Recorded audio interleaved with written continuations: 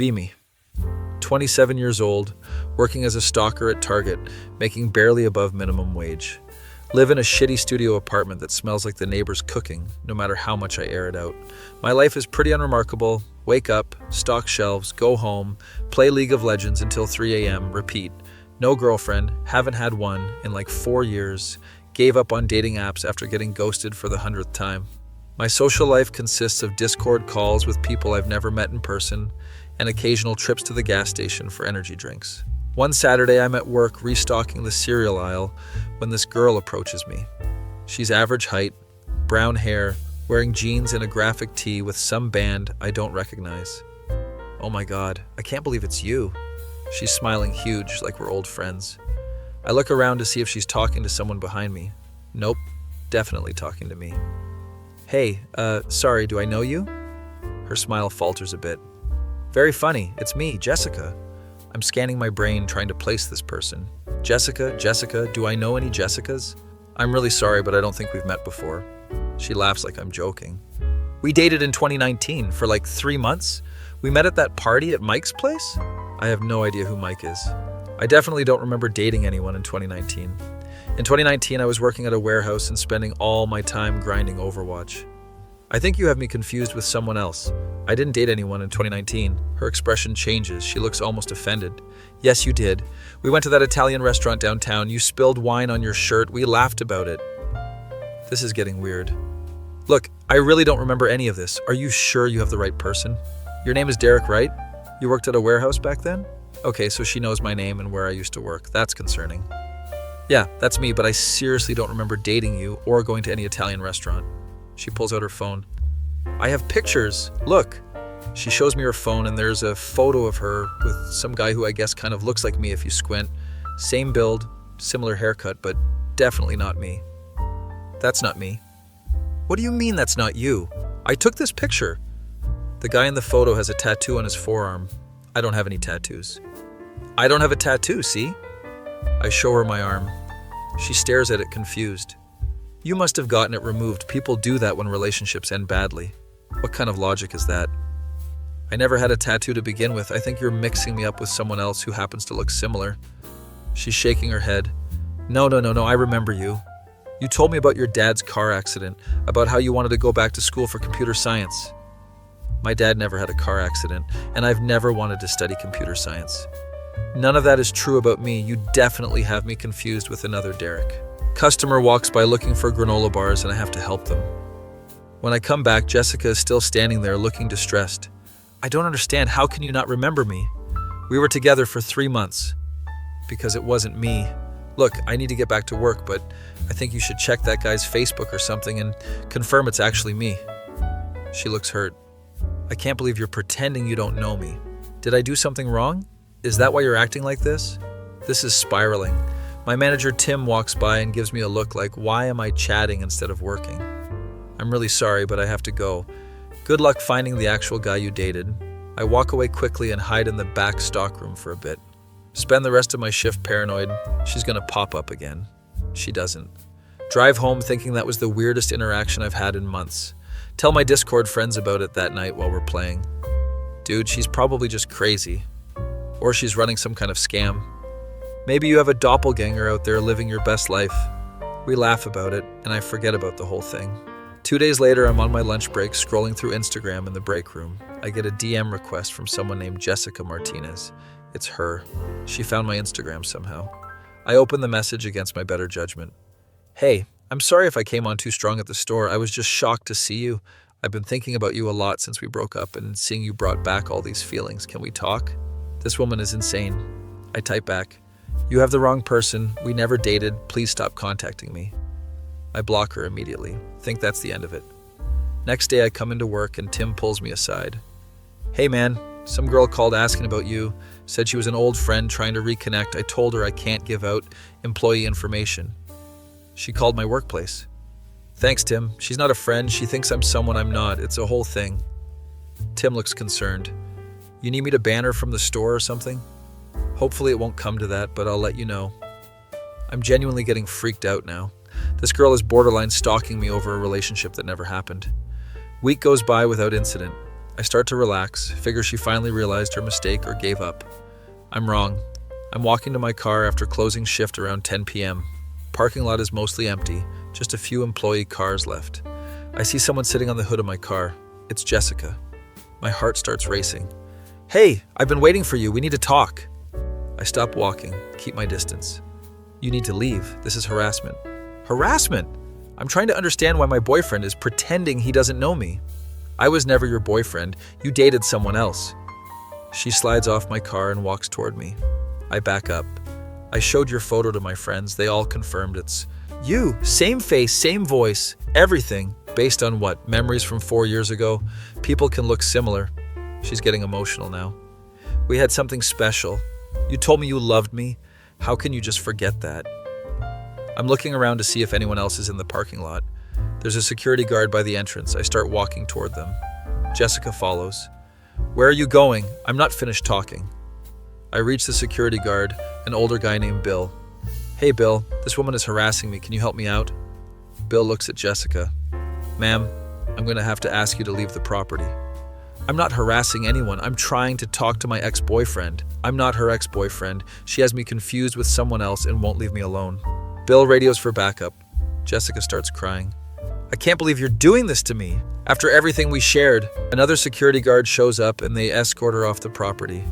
She's yelling the whole time about how I'm gaslighting her and pretending our relationship didn't exist. Bill tells me to file a report with the police if she contacts me again. I go home shaking. Can't sleep that night. Keep checking my windows to make sure she's not outside. Next morning, I call the non-emergency police line and explain the situation. Officer on the phone sounds bored. "Has she threatened you physically?" "No, but she waited for me in the parking lot at night. That's threatening." "Unfortunately, unless she makes an actual threat or tries to harm you, there's not much we can do.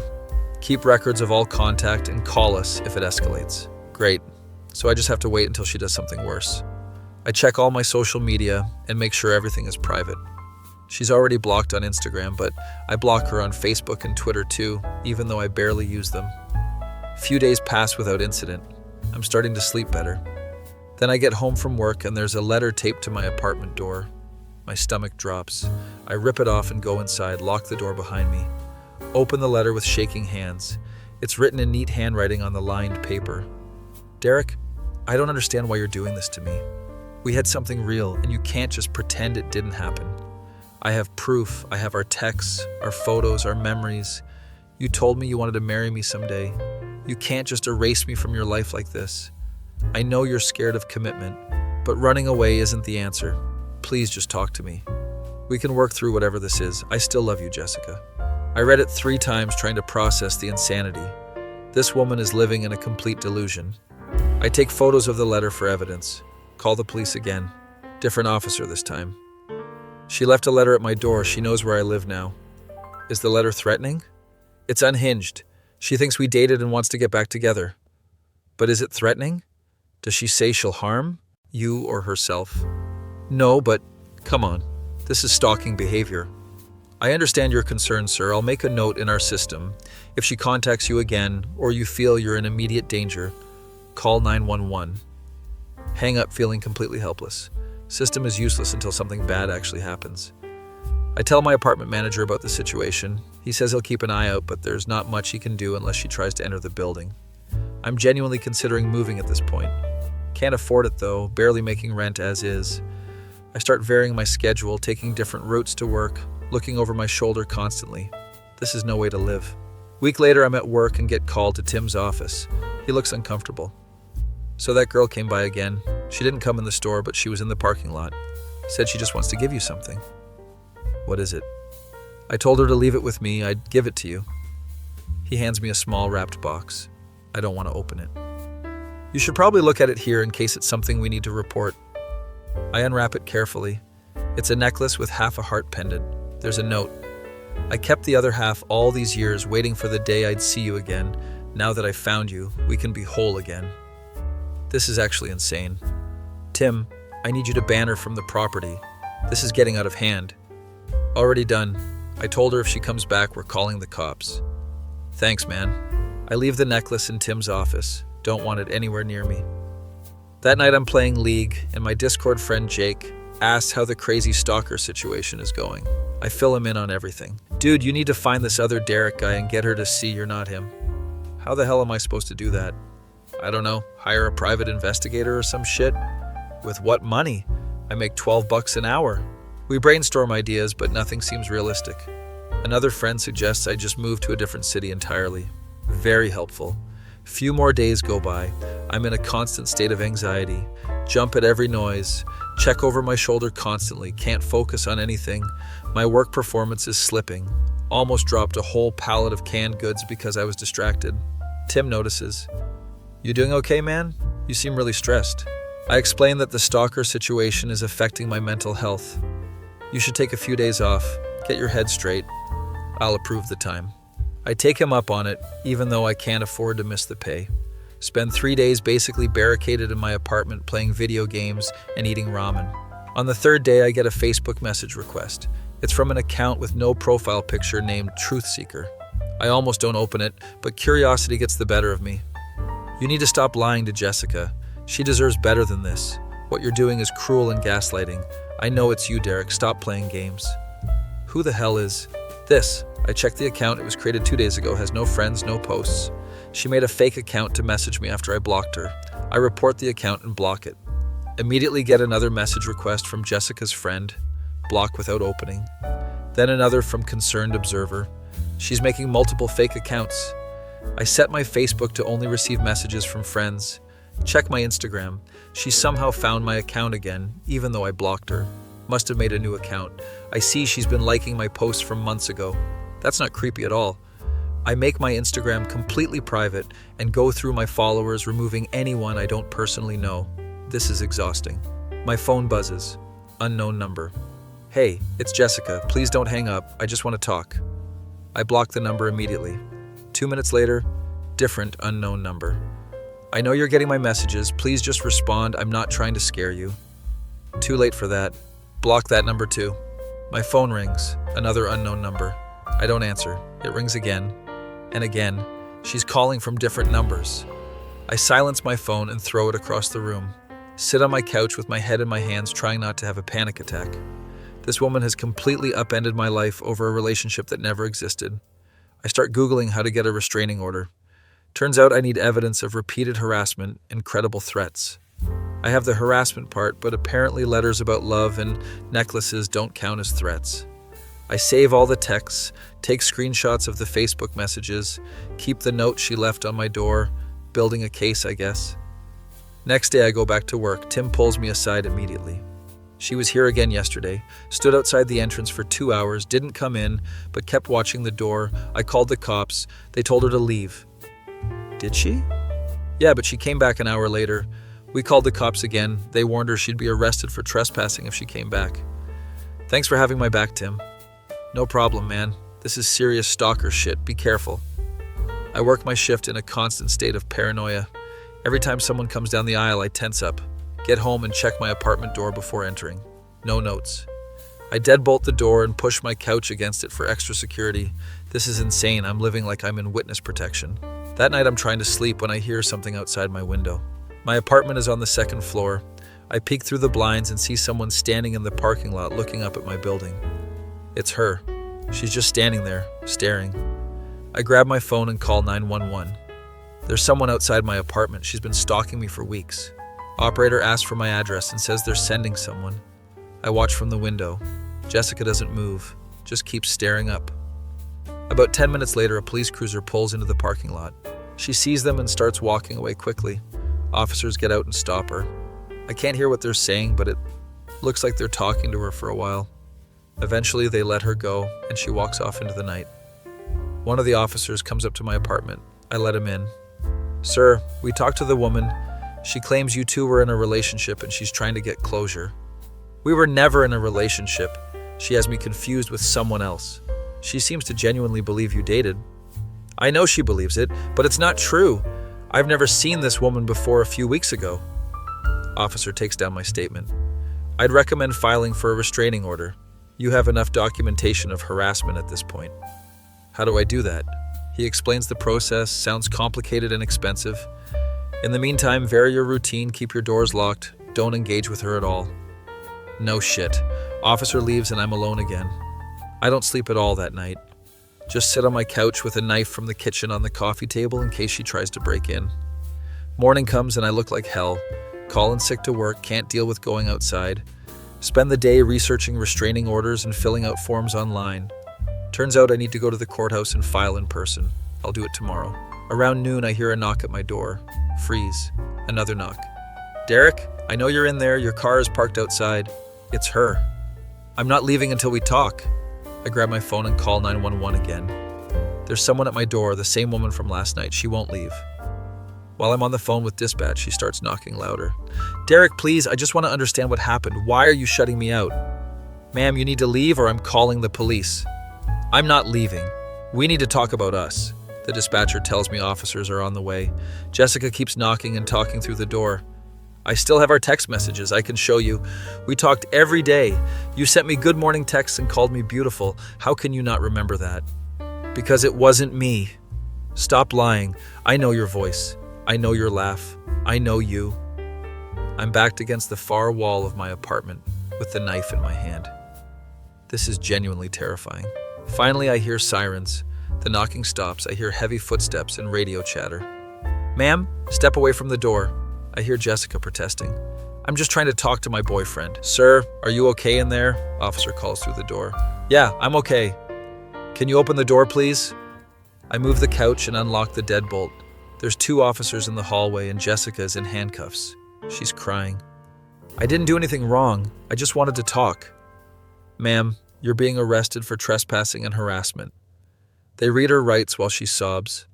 One officer takes my statement while the other takes her down to the patrol car. This should be enough for a restraining order now. Make sure you file tomorrow. I will. They leave with Jessica, still crying in the back of the car. I watch from my window as they drive away. Sit on my couch shaking for an hour. Text my mom for the first time in weeks.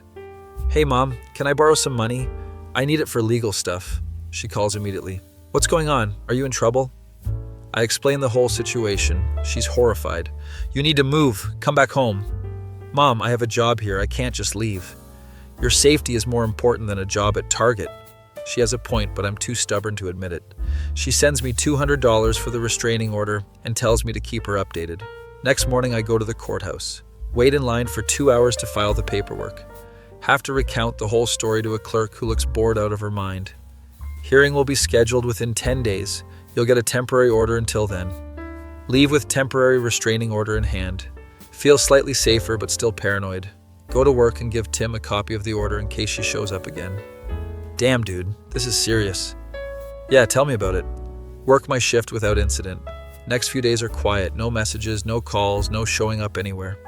Restraining order is working, or maybe the arrest scared her off. I start to breathe easier. My court date arrives. I show up in jeans and a button-up shirt, best I've got. Jessica's there with a lawyer.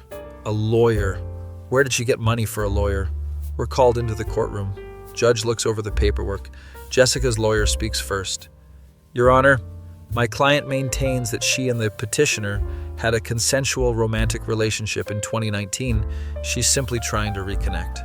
My turn. Your Honor, I have never met this woman before a few weeks ago. She has me confused with someone else who looks similar. Judge looks at Jessica. Do you have evidence of this relationship? She pulls out a folder full of printed texts and photos, hands them to the judge. Judge looks through them. My heart is pounding. These messages show a relationship between Jessica Martinez and someone named Derek, but there's no way to verify this is the same Derek. Jessica speaks up. It's him. I recognize his face, his voice, everything. Judge looks at me. Do you have any evidence that you were not in a relationship with this woman in 2019? How do you prove a negative? I have my work records showing I was working night shifts at a warehouse during the time she claims we were dating. I have bank statements showing I never went to any restaurants she mentioned. I didn't actually bring any of that. Judge looks unimpressed with both of us. Given the evidence of repeated unwanted contact, trespassing, and the arrest, I'm granting the restraining order, Miss Martinez. You are to stay at least 100 yards away from the petitioner at all times. No contact of any kind. Jessica starts crying again. But I love him. The order is in effect for 1 year. If you violate it, you'll be arrested. Do you understand? She nods while sobbing. Judge bangs the gavel. I walk out of the courthouse feeling like I can finally breathe. Jessica's lawyer stops me in the hallway. My client is struggling with some mental health issues. This isn't personal. It feels pretty personal when someone is stalking you. She genuinely believes you two were together. She's not malicious, just confused. That doesn't make it okay. Lawyer nods and walks away. I go home and sleep for 12 hours straight. First good sleep I've had in weeks. Next few weeks are peaceful. No Jessica sightings, no messages, nothing. I start to relax back into my normal routine. Work, game, sleep, repeat. Life is boring again, and I love it. About a month after the court date, I'm scrolling Facebook during my break. See a suggested friend, Derek Thompson. His profile picture looks familiar. I click on it. It's the guy from Jessica's photo, the one with the tattoo. Holy shit, he's real. I look through his public photos. There's pictures from 2019. There's pictures of him at an Italian restaurant. There's pictures of him with Jessica. I finally found the actual guy she dated. I screenshot everything and sent it to my phone. This is the proof I need. I message him. Hey man, this is going to sound weird, but I think your ex-girlfriend has been stalking me because she thinks I'm you. He responds within an hour. Wait, are you the Target guy? Yes, how did you know? Jessica's been posting about you on her private Facebook, saying you're pretending you don't know her. My friend showed me. It's been wild to watch. Dude, she got a restraining order filed against her because she wouldn't leave me alone. Yeah, that sounds like Jessica. She didn't take our breakup well. Understatement of the century. What happened between you two? We dated for a few months in 2019. It was casual, but she got really intense really fast. Wanted to get married and have kids. I broke it off. She showed up at my place drunk a few times. I had to move and block her on everything. So she's done this before. Yeah, man, sorry you got caught up in it. She must have seen you somewhere and latched onto you as like a replacement for me or something. This explains so much. Do you think you could maybe tell her I'm not you? Like, I don't talk to her anymore. I have her blocked everywhere. Last thing I need is her starting up again with me. Can't blame him. Fair enough. Thanks for clearing this up at least. No problem. Good luck with everything. I sit there staring at the messages. So this whole nightmare started because some crazy ex saw me and decided I was her ex-boyfriend reincarnated or something. What are the odds? I save all the screenshots in case I ever need to prove my case again. That night I tell my Discord friends about finding the real Derek. So she's just completely delusional. Yeah, she created an entire false reality where I'm him. That's some psychological horror movie shit. We play a few rounds of League, and I try not to think about it. Another month passes. I'm at the grocery store buying frozen pizza and energy drinks. See someone who looks like Jessica in the next aisle. My heart rate spikes. I abandon my cart and leave the store. Sit in my car for 10 minutes trying to calm down. It probably wasn't even her, but the paranoia is still there. I drive to a different grocery store across town. This is going to be my life now, constantly looking over my shoulder. A few weeks later, I'm at work and Tim tells me corporate is offering transfer opportunities to other stores. There's an opening in Phoenix, better pay, management position. I don't have management experience. They're willing to train. You've been here 3 years. You're reliable. I think about it. Fresh start in a new city, far away from crazy Jessica. Yeah, I'll apply. Application process takes a few weeks, but I get the position. 2 months later, I'm packing up my shitty studio apartment. Never thought I'd be happy to leave this place, but here we are. Load everything into a U-Haul and start the drive to Phoenix. It's a long drive, lots of time to think. Reflect on how a random case of mistaken identity turned into months of hell. Arrive in Phoenix and move into a slightly less shitty apartment. Start my new job as assistant manager. It's more responsibility, but better pay and no crazy stalkers. Life is looking up. Few months into my new life, I'm settling in nicely. Made some friends at work, joined a recreational basketball league, even though I'm terrible. One night, I'm at a bar with coworkers and my phone buzzes. Unknown Arizona number. I almost don't answer, but figure it's probably something work-related. Hello? Derek, thank God I found you. My blood runs cold. It's Jessica. Be me. Standing in a bar in Phoenix, phone pressed to my ear, hearing Jessica's voice. I hang up immediately. Hands are shaking. My coworker Alex notices. Dude, you okay? You look like you've seen a ghost. I need to go right now. Leave the bar and speed walk to my car. Get inside, lock the doors, sit there trying to process what just happened. How did she find my new number? How did she know I'm in Phoenix? I changed my number when I moved. Didn't give it to anyone from my old life except my mom. My mom wouldn't tell her, right? Unless Jessica called pretending to be someone else. Phone rings again, same unknown Arizona number. I decline the call. It rings again immediately. I turn my phone completely off, drive home taking random turns to make sure nobody's following me, get to my apartment complex and sit in the parking lot for 20 minutes watching for suspicious cars. Nothing. Finally go inside and triple check all the locks. Turn my phone back on and it immediately starts buzzing with missed calls and texts, all from that same number. I read the texts even though I know I shouldn't. Please answer, I just want to talk. I know you moved to get away from me, but we need closure. I've been working on myself, seeing a therapist. I understand things better now. Can we please just meet for coffee? I promise I'll leave you alone after. Block the number and file a police report online about the restraining order violation.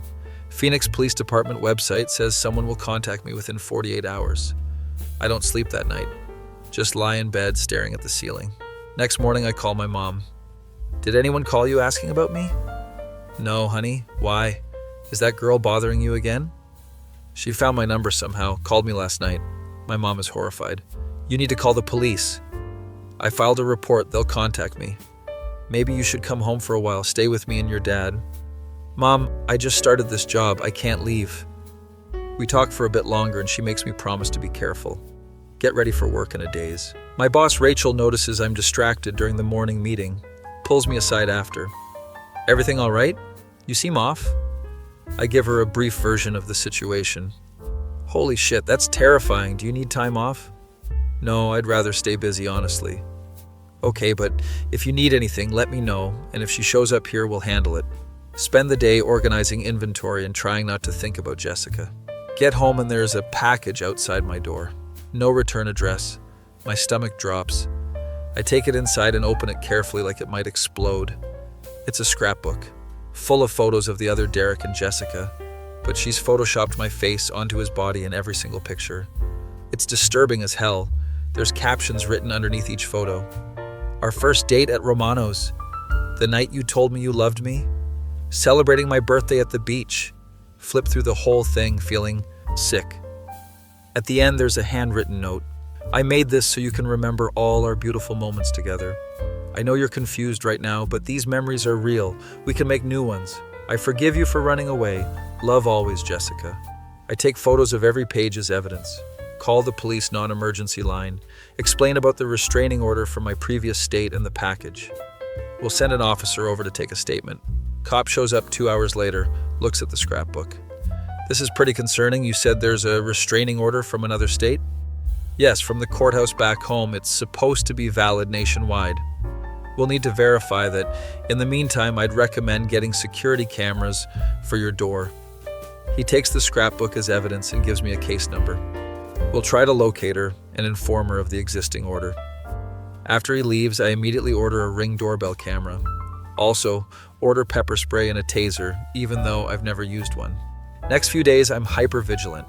Jump at every sound, check my doorbell camera obsessively, get another call from a different unknown number. I answer without thinking. Stop calling me or I'm reporting you again. Sir, this is Detective Morrison from Phoenix PD. We've been trying to reach you about your case. Oh God, I just yelled at a cop. I'm sorry, I thought you were someone else. I understand. We located the woman from your report, Jessica Martinez. She's currently staying at an extended stay hotel near the airport. Did you serve her with the restraining order? We informed her of the existing order and warned her that any contact would result in arrest. She claimed she didn't know you were in Phoenix and just wanted closure. She called my phone multiple times and sent me a package. Yes, sir, we have that documented. She's been warned that if there's any further contact, she'll be taken into custody. After I hang up, I feel slightly better, but still paranoid. Few days pass without incident. Start to think maybe the police warning actually worked this time. I'm at work restocking the electronics section when I see someone watching me from the end of the aisle. It's a woman, but I can't see her face clearly. She turns and walks away quickly. Could be nothing. Could be her. I tell Rachel and she reviews the security footage. It's kind of blurry, but yeah, that's definitely someone watching you. Want me to call the police? Not unless she comes back. Might have just been a random customer. Rest of my shift goes normally. Leaving work around 9 p.m. and the parking lot is pretty empty. Get that feeling of being watched. Spin around and see someone standing by the shopping cart return. It's Jessica, wearing sunglasses even though it's night. I just want to talk. I pull out my phone and dial 911. She starts walking toward me. Please don't call the police. I'm not trying to scare you. You have a restraining order. You're not supposed to be within 100 yards of me. I know, but I had to see you. I'm leaving Phoenix tomorrow. I just needed to try one more time, operator answers. There's someone violating a restraining order. I'm in the Target parking lot on Camelback Road. Jessica stops walking. You're really going to have me arrested? After everything we meant to each other? We never meant anything to each other because we never met before you started stalking me. She pulls out her phone and holds it up. I have our texts, hundreds of messages. How can you say we never met? Those are texts between you and a different person who happens to share my name. Sirens in the distance. Jessica looks panicked. This isn't over. You can't run from the truth forever. She runs to a car I didn't notice before and speeds out of the parking lot. Police arrive seconds later. I give them the license plate number I managed to catch. We'll put out a bolo. She'll be picked up tonight, most likely. Give my statement for what feels like the 100th time. Drive home and immediately start looking for a new apartment in a different part of the city. This address is compromised. Spend hours on apartment websites before finding a place available immediately. It's more expensive, but has a secured entry and cameras everywhere. Put in an application that night. Get approved the next day. Tell my landlord I'm breaking my lease due to safety concerns. He's surprisingly understanding after I explain the situation. Spend the weekend moving all my stuff to the new place. Don't tell anyone at work my new address except Rachel. Change my phone number again. This time I set up a Google Voice number that forwards to my real number so I can easily block and track calls. Week later, Detective Morrison calls. We arrested Jessica Martinez for violating the restraining order and stalking. She's currently in custody awaiting arraignment. Thank God. How long will she be in jail? Depends on the judge. Could be anywhere from a few days to a few months. You'll need to testify at her hearing. Great. Have to see her again. Hearing is scheduled for 3 weeks out. Those 3 weeks are the most peaceful I've had in months. No calls, no messages, no surprise visits. Start to feel like a normal person again. Hang out with coworkers, go to the gym, actually enjoy living in Phoenix. The day of the hearing arrives. Show up at the courthouse in my only suit. Jessica is there in an orange jumpsuit, looking rough. Her lawyer looks exhausted. Judge calls the case. Prosecutor presents evidence. The calls, the package, the parking lot incident, security footage, my testimony about the months of harassment, screenshots of the photoshopped scrapbook. Jessica's lawyer tries to argue that she has mental health issues and needs treatment, not jail time. Your Honor, my client suffers from erotomania, a delusional disorder where she believes someone is in love with her. Judge looks at Jessica. Miss Martinez, do you understand that Derek is not the person you dated in 2019? Jessica is crying. I know what everyone keeps telling me, but my heart knows the truth. I feel it when I look at him. Judge sighs. I'm ordering a psychiatric evaluation and sentencing will be pending the results. In the meantime, you'll remain in custody. The restraining order is extended for 5 years. Jessica sobs harder. They take her away and I leave the courthouse feeling emotionally exhausted. Outside the courthouse, I'm approached by Jessica's mom. Older woman, looks tired and sad. I'm so sorry for what my daughter put you through. It's not your fault. She's been struggling since her breakup in 2019, refused to get help. I tried to get her into therapy, but she wouldn't go. Her lawyer mentioned erotomania? Yes, the doctors confirmed it. She fixates on people and creates elaborate fantasies. You're not the first. That's comforting. What happens now? They're going to treat her at a psychiatric facility. Hopefully she'll get better. Again, I'm so sorry. She walks away and I stand there processing everything. This whole nightmare was because of an untreated mental illness. Part of me feels bad for Jessica. Most of me is just relieved it's over. Weeks turn into months. Life in Phoenix is good. Get promoted to manager. Start dating someone I met at the gym. Her name is Amanda. She's a nurse, completely normal and stable. Tell her about the Jessica situation on our 3rd date. Holy shit, that's insane. Yeah, it was a rough few months. Do you think she'll come back? She's in a psychiatric facility indefinitely. Plus, there's a 5-year restraining order. That must have been so scary. It was, but I'm past it now. We keep dating and things are going well. 6 months later, Amanda and I move in together. Life feels stable for the first time in forever. One evening, we're cooking dinner when my phone rings. Unknown number, but it's a local area code. I answer cautiously. Hello? Hi, this is Dr. Patterson from Desert Hills Psychiatric Hospital. I'm calling about Jessica Martinez. My stomach drops. What about her? She's being released next week after completing her treatment program. I wanted to inform you as part of our safety protocol. Released? Is she cured or whatever? She's made significant progress and will continue outpatient treatment. She's been educated about the restraining order and understands the consequences of violating it. That doesn't make me feel better. I understand your concern. We believe she's no longer a threat, but wanted to make sure you were aware. After hanging up, I tell Amanda. Should we be worried? I don't know. They say she's better, but how do you trust that? We spend the evening discussing whether we should move again. Decide to wait and see. Install extra security measures just in case. Week passes, then 2 weeks. No contact from Jessica. Start to relax a bit. A month later, I'm at work when Rachel tells me someone called asking for me. Woman named Jennifer said she was from a survey company, wanted to ask you some questions. What kind of questions? Customer satisfaction stuff. Seemed legit, but I told her we don't give out employee information. My paranoia kicks in. Can you describe her voice? I don't know. Normal? Kind of young sounding? Could be nothing. Could be Jessica using a fake name. I call the psychiatric hospital and ask if Jessica has been compliant with her outpatient treatment. I can't disclose patient information, but I can confirm she hasn't missed any appointments. That night, I'm lying in bed, unable to sleep. Amanda is passed out next to me. I check my doorbell camera on my phone. Nothing unusual. Check the parking lot camera. Everything looks normal. I'm probably being paranoid. Probably. Next morning, I'm getting ready for work when Amanda asks if we can talk. This thing with Jessica, it's really affecting you. You barely sleep. You're constantly checking cameras. I know. I'm working on it. Maybe you should talk to someone, like a therapist. She's right. Yeah, okay, I'll look into it. Make an appointment with a therapist for the following week. Turns out I have pretty severe PTSD from the whole experience. Therapist gives me coping strategies and we start working through it. Helps more than I expected. Few months pass and I'm doing better. Amanda and I get engaged. Life is actually good. Planning our wedding for the following summer. One day I'm at the grocery store buying ingredients for dinner. Turn the corner into the pasta aisle and freeze. Jessica is standing there looking at sauce jars. She looks different. Shorter hair, gained some weight, but it's definitely her. My first instinct is to run, but then I remember the restraining order.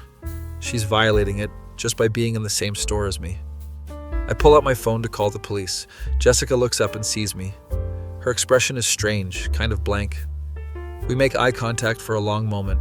Then she just goes back to looking at sauce like I'm not even there. No recognition, no emotion, nothing. I'm confused as hell, but call the police anyway. Officer arrives and I explain the situation. He approaches Jessica and talks to her. She looks genuinely confused. Officer comes back to me. Sir, that woman says her name is Jennifer Palmer. She doesn't know anyone named Jessica Martinez. What? Let me see her up close. Officer allows me to approach with him. I look at her carefully. Holy shit. It's not Jessica. It's someone who looks extremely similar, but definitely not her. Different eyes, different nose, just similar overall appearance. I'm so sorry, I thought you were someone else. Jennifer looks annoyed. You called the cops on me for shopping? I'm really sorry, I have a stalker who looks like you. I panicked. She softens a bit. That sounds awful, but maybe double check next time before involving the police? Absolutely. Again, I'm so sorry. Officer escorts me out and suggests maybe I need to work on my anxiety. No shit. Tell my therapist about the incident at our next session. You're experiencing hypervigilance. It's common with PTSD. We need to work on grounding techniques. We spend the next few months working on it and gradually I get better. Wedding day arrives and it's perfect. Amanda looks beautiful. My family is there, friends from work. No sign of Jessica anywhere. Honeymoon in Hawaii is amazing. 2 weeks of not worrying about anything. Come back to Phoenix and settle into married life. Get another promotion at work, now I'm a store manager. Bought a house with Amanda. Life is genuinely good. 2 years after the Jessica incident, I'm at a work conference in Las Vegas. Staying at the Bellagio, fancy dinner with other managers. I'm in the casino taking a shortcut to the restaurant when I see her. Jessica is working as a cocktail waitress. She's wearing the uniform, carrying a tray of drinks. Our eyes meet. My heart starts pounding. She walks over. Can I get you something to drink? Her voice is professional. No recognition at all. You don't remember me? She looks confused. Should I? Are you a regular? I'm Derek. You? We had a whole thing? She stares at me for a moment. Then something shifts in her expression. Oh God, yes, I remember. I'm so sorry about all of that. I was really sick. We stand there in awkward silence. I did 2 years of intensive treatment. I'm on medication now. I'm better. That's good. I'm glad you're doing better. I know I can't undo what I did, but I genuinely apologize. I put you through hell. Yeah, you did. Another long pause. For what it's worth, I know now that you weren't him. My therapist helped me understand how the delusion worked. Okay. I moved here to start over, away from all my triggers. Been working here for 8 months, doing really well. I'm happy for you. It sounds hollow, but I mean it. I should go. I have tables waiting. Again, I'm really sorry. She walks away and I stand there processing. The person who turned my life upside down is now just a waitress in Vegas who seems genuinely remorseful. I go to dinner and tell my colleagues I need a minute. Step outside and call Amanda. I just ran into Jessica. What? Are you okay? Yeah, she's different, medicated, apologetic. It was weird, but not scary. Do you want to come home? No, I'm okay. Just needed to hear your voice. We talk for a bit and I feel better. Go back inside and enjoy the rest of the conference. Flying home a few days later, I think about the whole experience. How a case of mistaken identity spiraled into months of terror. How mental illness can make someone do crazy things. How I'm on the other side of it now, married, successful, happy. Jessica's getting treatment and seems to be doing better. It's as close to a happy ending as a situation like that can get. Land in Phoenix and Amanda picks me up from the airport. How was the rest of the conference? Good? Productive? Glad to be home. We drive back to our house, pull into the driveway, and I see a package on the porch. My chest tightens instinctively. You okay? Amanda notices. Yeah, just a package. Get out and check it. It's from Amazon, something Amanda ordered. Not everything is Jessica. We go inside and I make dinner while Amanda tells me about her week. Later that night, we're watching TV on the couch. Do you think you'll ever fully get over the Jessica thing? I think so. Running into her actually helped, seeing that she's just a person dealing with illness, not some monster. That's very mature of you. Took a lot of therapy to get here. We laugh and keep watching our show. A few months later, I'm promoted to regional manager. Means more travel, but better pay. Amanda gets offered a position at a better hospital. We're both doing well. One evening, I'm going through old boxes in the garage, find the folder with all the documentation from the Jessica case. Police reports, restraining order paperwork, photos of evidence. Amanda finds me looking at it. You should throw that away. I keep thinking I might need it someday. She's been gone for years. She's getting treatment. She apologized. Let it go. She's right. I throw the entire folder in the recycling bin. Feels liberating. That night I sleep better than I have in years. Next morning I wake up to Amanda making breakfast. How do you feel about kids? She asks. Kids? Yeah, I think we're ready. Stable jobs, nice house, good relationship. I think about it. Yeah, I think we're ready. We start trying and 6 months later Amanda is pregnant. Life moves forward. Our daughter is born the following spring. We name her Lily. She's perfect. I'm sitting in the hospital holding her when my phone buzzes. Text from an unknown number. My stomach drops reflexively. I open it. Congratulations on your baby. Saw your Facebook post. She's beautiful. Wishing you all the best, Jessica. She found me on Facebook somehow. But the message isn't threatening, just genuinely kind. I show Amanda. Are you going to respond? I don't know. Should I? Maybe just block her and move on? I think about it. Type back. Thank you. Then block the number. That's all the closure either of us needs. Weeks turn into months, turn into years. Lily grows up healthy and happy. Amanda and I are solid. Work is going great. Bought a bigger house in a nice neighborhood. Life is everything I never thought it would be during those dark months. Sometimes I think about the whole Jessica situation. How random and terrifying it was. How it could have ended so much worse. How lucky I am that she got help and I got therapy. Lily is 3 years old now, running around the backyard while I grill burgers. Amanda is pregnant with our second kid. My parents are visiting from out of state. Everything is normal and boring and perfect. I hear a knock at the front door. Amanda gets it since I'm manning the grill. A few minutes later, she goes, back out. Someone left a package for you. No return address. My old paranoia flares up for a second. What is it? Baby clothes and a card. We go inside and I open the card. Derek, I know we have a complicated history, but I wanted to send something for your new baby. I'm doing well now, married to a wonderful man. working as a counselor, helping people with mental health issues.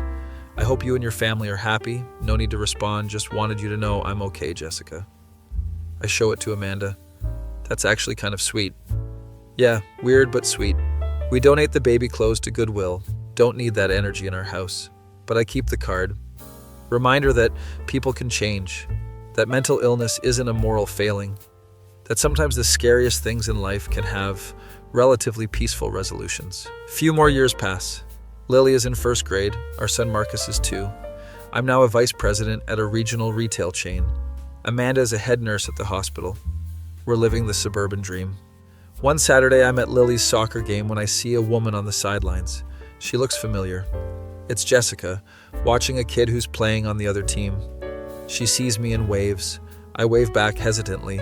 After the game, she approaches. Your daughter is really good. Thanks, yours too. That's my stepson, actually. My husband's from his first marriage. Awkward small talk ensues. I know this is weird, but I just want you to know I'm really doing well. The medication and therapy changed my life. I'm glad, seriously. I also want to apologize again, face to face, for everything I put you through. I appreciate that. I'm just glad we both ended up okay. Me too, anyway. I should go. My husband is waiting. Take care, Derek.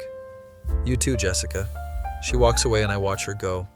Amanda comes up with Marcus. Was that her? Yeah. How do you feel? Honestly, fine. She seems genuinely better. Happy even. Think you'll see her again? Probably. Small world and all that, but I think it'll be okay. We pack up Lily's soccer stuff and head home. That night after the kids are asleep, Amanda and I are having wine on the patio. You know what's crazy? I say.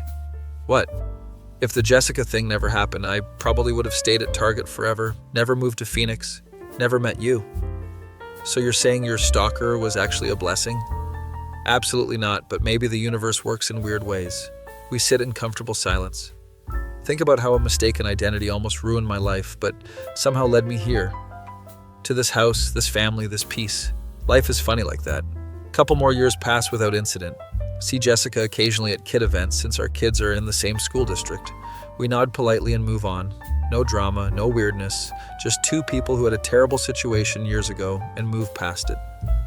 One evening, I'm going through old photos for Lily's birthday slideshow. Find pictures from my old apartment, my Target, days my pre-Amanda life. I barely recognize that person. Scared, paranoid, constantly looking over his shoulder. Now I'm just a regular suburban dad with a mortgage and a minivan. Amanda comes into the office. What you looking at? Old photos, thinking about how different life is now. Better different? So much better. She kisses my head and goes back to bed. I close the laptop and sit in the dark office. Think about Derek Thompson, the guy Jessica actually dated. Wonder if he ever found out about the whole situation. Wonder if he's doing okay. Probably married with kids too, living his own life. Funny how one person's face can cause so much chaos.